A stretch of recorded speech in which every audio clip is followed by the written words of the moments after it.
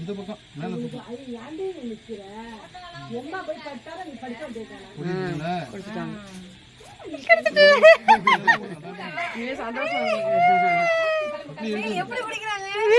இருக்குதுல்ல அங்க இழுத்துட்டாங்க நல்ல முறையா கும்பிடல இப்ப 9 நாள் கொஞ்சம் கூட இல்லடா போன தடவை நான் அப்படி தக்கா கொடுத்தப்போ ஒரு சொட்டு கூட கீழே போல வர்றா வாயில வச்சா கரெக்டா அங்க பாரு ஹாப்பியா